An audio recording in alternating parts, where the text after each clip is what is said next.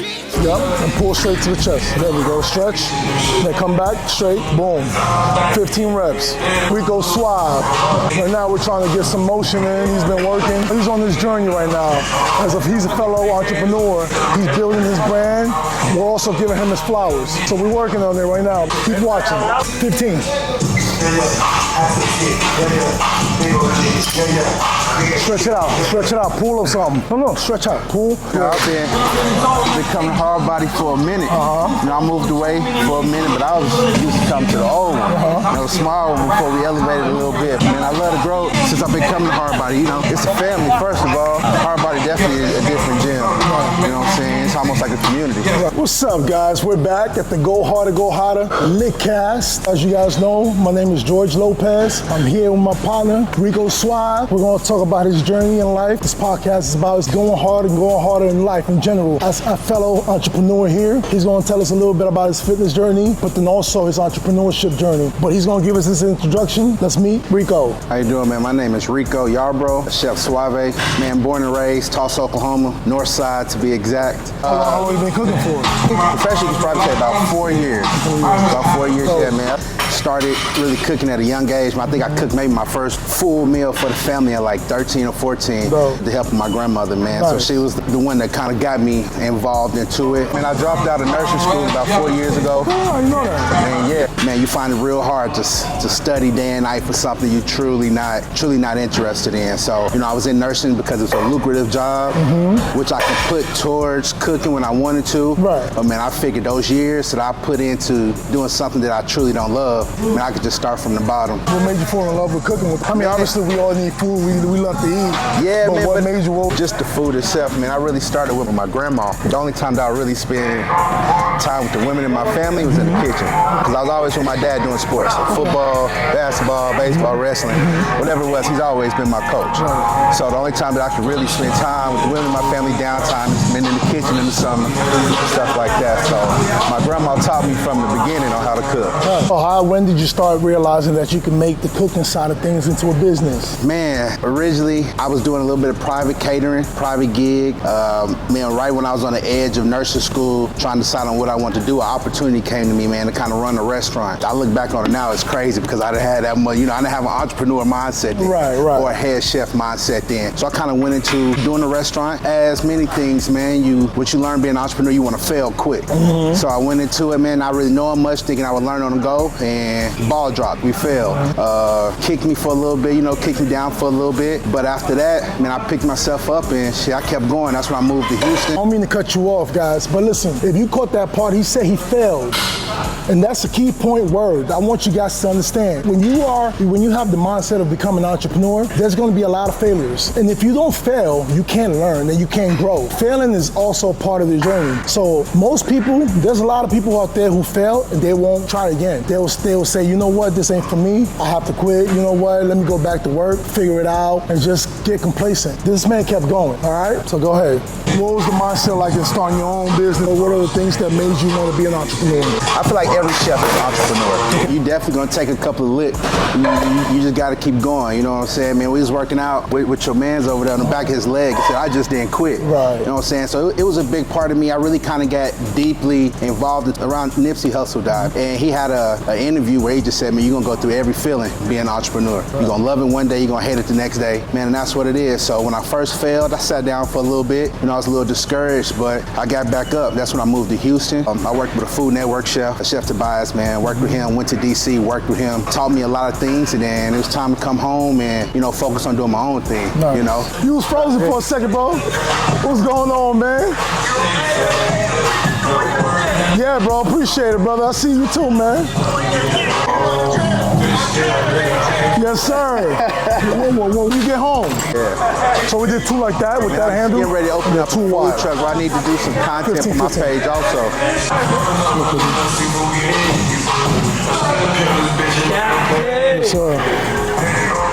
I'd have helped, you know, a couple people build that thing to where they wanted to. Right. You know, granted, I took my time being a student. I never feel like I know everything. Right. So I took my time being a student, seeing how people worked around, how they built their own, how their craft turned into money for them. Right. You monetize got that down, yeah. Right. And then, you know, I didn't go to culinary school, so when I moved to Houston, I told him, I said, look, man, you my culinary school. Yeah. He bought into it, man, and taught me everything. That's amazing. That I need to go. So you got together with a guy who's been doing it for quite some time, so you can learn, and he took you under his wing pretty much, and you kind of went from there. You sponged it all up, and now you look at you now, where now you have your own food truck. Tell them a little bit about that. Yeah, man, it's not a quick journey at all. It's not, man. That's one of the elements. It's an ugly journey. That's one of the elements. Everybody thinks it's easy to be an entrepreneur. Everybody want to go ahead and do their own stuff, but not everybody's made for it. You got to be cut out mentally because there's other sides to it. There's different levels. It's not about just going in and making the money.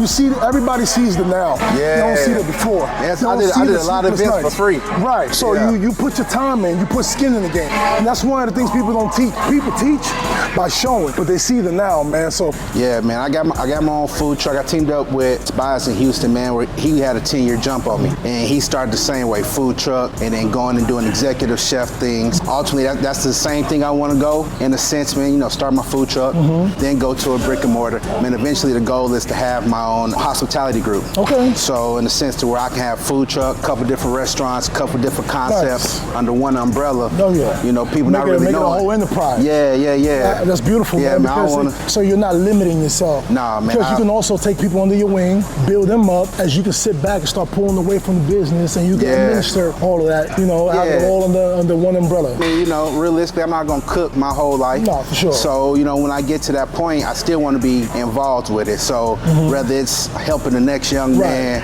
at 25, 26, got an idea, want to put it together, yeah, I mean, you know, come under my umbrella. I done took the licks already, so let me show you in the sense of how somebody took the time to show me. Right. You know, I say that's a big difference sometimes between people quitting and keep going. Is sometimes you just got to have somebody who know a couple things. Your resources, man. No, for sure. You know, you got to be resourceful. For sure, yeah, and that's one of the things he did. He learned, took his time. He didn't just jump out there and just go ahead, because he had to learn. He took his time, man. I can burn with some of the best, for sure. What's your best dish? Best dish, man? Everybody I love when they get a bite, they like. Man, right now I make a mean little, like a short rib ravioli. Yeah, man, homemade ravioli. It's a complimentary dish, you know what I'm saying? So everybody who try that, I say. Oh yeah, 10 out of 10. Okay. You got 10 out of 10. Yeah, I got lobster grilled cheese on there. Oh yeah. Yeah, man. Little lobster grilled cheese, good, man, on a little French bread. It's pretty good. So a little backstory, you know, I've hired Rico as a chef for me one time. He came over to the house. It was Mother's Day. Surprised the wife, you know, he did the whole little shebang. You know, we got there after church, and you could smell the food from the outside. We pulled up to the driveway. You literally could smell the seasoning to his cooking, man. He gave us a 10-course meal set up. It was beautiful. To his credit, man, this man right here is amazing, man. So highly recommend it. Appreciate it. 10.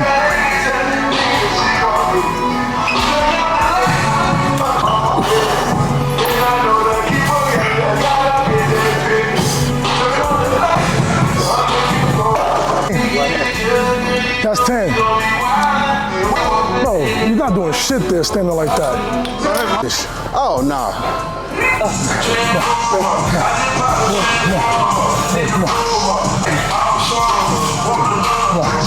Good.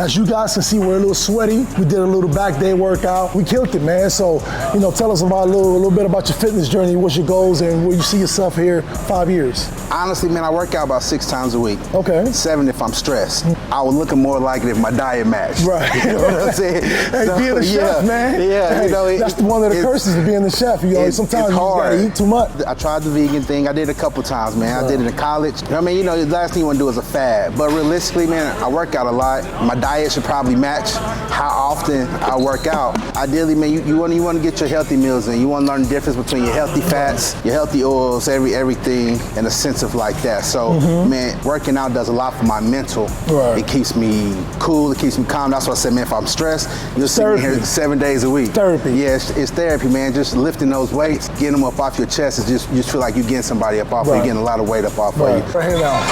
Yeah, so you want to drop on it? top. Over. Right there. Here's 1, 2. Good. All the way back. 3. Come on. 4, 5, come on. Hey, come on. Nah, let's go. Good shit, bro. Next, who's next? Who's next? Let's get over here. I hate when y'all stand around. 4, 5, come on. It's 2 on the inside, now it's 2 on the outside. You did it here the first time.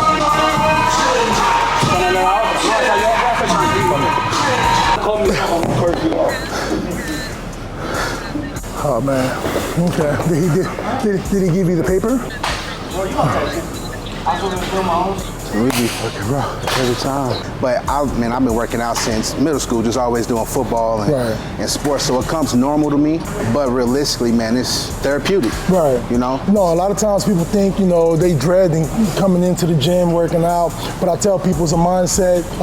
As you guys can know, you guys realize if you guys continue watching the channel, there's a lot of, I've always say the word mindset. Mindset is a key word for me, man. It's all mental at the end of the day. He's been consistent, but he uses it for therapy because as an entrepreneur, we go through a lot of things, especially on a day-to-day basis. You're constantly going. Your mind is going daily. Man. So fitness, the gym is not only for your bodies, but also for your mental. We got 3 sets, yeah. Pero mira, ábrete, square. Mira cómo está él. Stay square. Oh, square up. Mira, así, llego para que cuando lo jales del medio.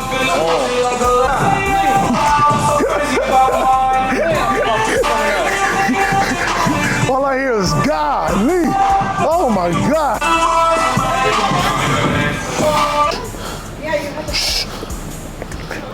Yo, kids are products of Austin, bro. Yes. Ooh, fuck, bro. Ooh.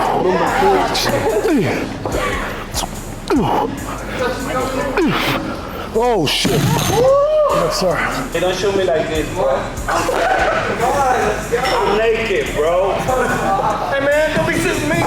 I'll get in trouble. I got a shirt on.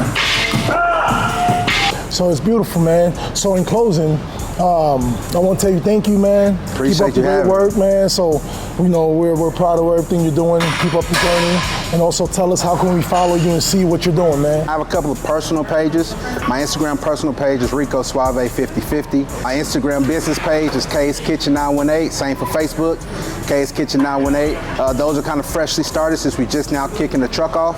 But that's where you can follow me, man. You can see all my dates, where my locations are going to be, and keep an update of the menu and different things that we bring into the city. Right. Oh yeah. Awesome, man. So look, guys, man, go harder. Follow us on YouTube, And also for you wondering what I have here, there's a formula, man. It's called Pita Water. I'll tell you guys a little bit more about it later, all right? You guys take care. 1. Good. Yes, sir. Appreciate you, Good man. shit, bro. Oh, yes, sir. Wow.